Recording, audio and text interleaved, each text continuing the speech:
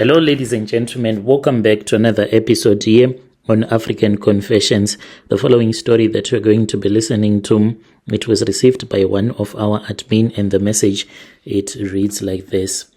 Hello, how are you? I don't even know where to start, Siswam. Maybe I am cursed. Maybe I was just too blinded by money. But this is my own confession. Post me as unknown. Believe me or not, but that is what I had to go through to make a little bit of cash. And what pains me a lot is that it was not a lot of money. It was just money in order for me to buy food back home. I am a 28-year-old. I am a Xhosa girl from Khayelitsha. When this thing happened to me, I was staying in Cape Town, CBD back then. You know us how Kasi girls always hustle, we slay, look good, and sometimes you have to find a man who will find the lifestyle. No shame there. It was just pure survival. That was when I started to see that some girls that I was friends with, usually they were hooked up with Nigerian guys. Any foreign guy could do because they would give you money. That was when I met a guy whom I'll call Dio. He was a man that was from Nigeria. I met him at a fancy lounge at Sea Point. The funny story about it was that there was a guy who told me that he wanted to be with me, and we were supposed to meet at that lounge. And then he said there is an Uber that is going to come and pick you up. We are going to meet there. Unfortunately, he did not arrive. I really do not know what happened. And I was like stuck because I did not have money to return back. So that was when I saw Dio, the guy, the Nigerian guy. I was not into foreign guys at all. But because I was broke and I needed someone to finance the trip to return back to the place where I was staying.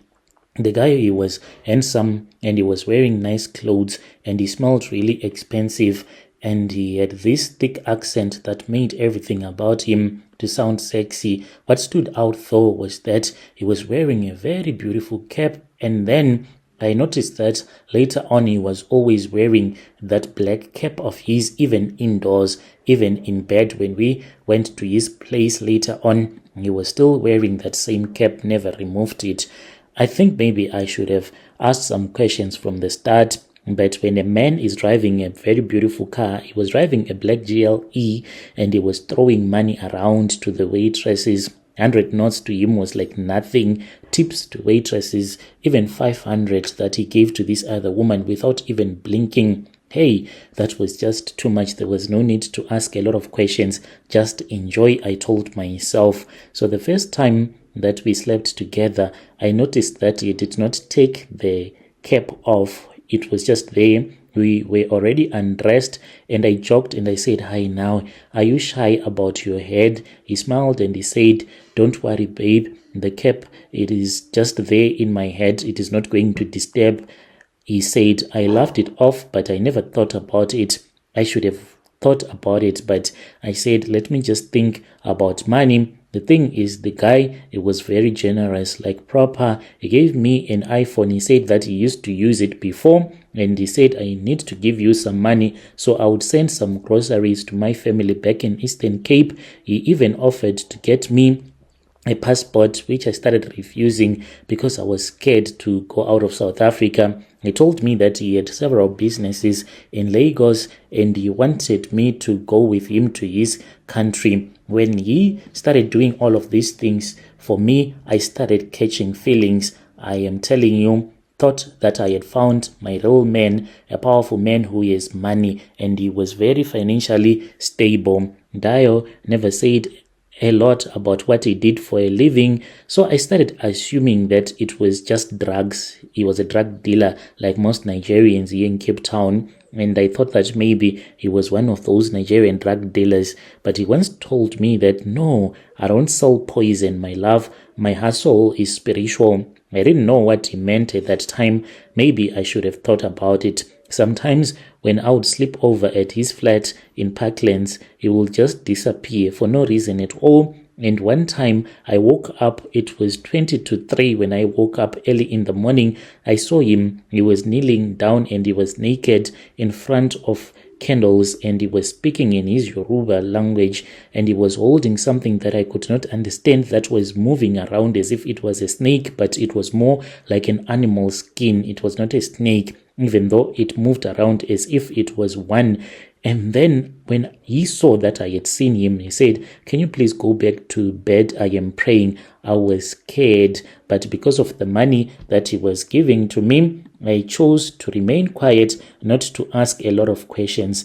Then there came a night, I think that he saw that I was ready for anything, because slowly but surely he was revealing a lot of spiritual things to me. He had this other walking stick. During the day, we would walk around town. He will just tap each and every time when we would enter into a shop. I still remember that we went to this other studio shop, and when we were at the entrance, he just tapped it 3 times, and he tapped it again as if he was thinking about something. Even the shop attendants, they were looking at us. Then we entered into there. When we returned back home, he said, "Do you know why I did that?" And I said, "Yeah, I still wanted to ask you why you did that, because there were some people now that were looking at us."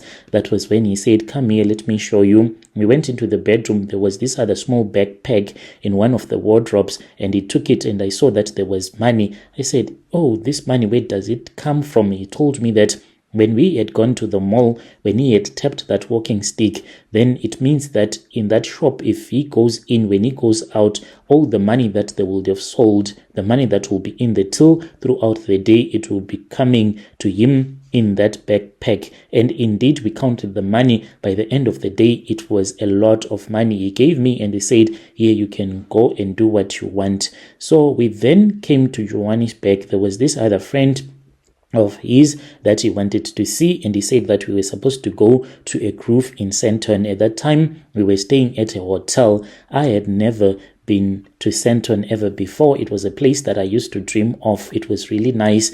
We returned back to the hotel. We were drunk, but he was dead drunk. I was better. He looked at me and he said, "Tonight I want to share with you everything about me." And then he said, "Come on, let us do this." That was when he took off the cap slowly. Sisi, I swear, I wanted to run. Underneath, there was this deep, fresh wound on top of his head, like someone had been slit open with a knife, and it had been stitched. It was red, raw. It was not even bleeding, but there was something that was moving there, as if a big worm was moving. I froze, and he said, "This is my source of income. I don't do drugs. I just do this. This is where my money comes from." Even though I was drunk, but I felt alcohol as it was leaving my body, and I became sober. He then said, "I want you to lick my womb." Yes, he said it. He told me to put my tongue on his ritual wound. I did not want to do it. I even said, "Please do not do this." And he said, "If you love me, you'll accept me." I was really scared. I don't even know. Maybe he was using some charms, because I did it. I closed my eyes, leaned in, and licked the taste. I can't even explain it.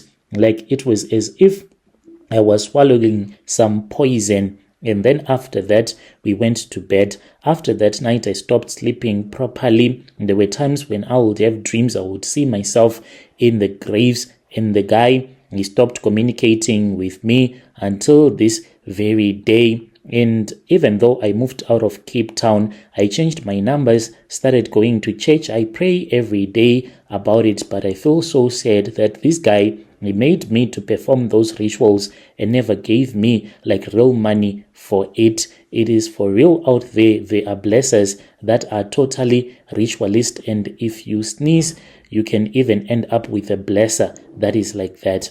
When you post, please tell me. I will follow through in the comment section. Dear listeners, right there was a message that was forwarded to me by one of our admin who received this message. Strange things indeed they do happen in this world.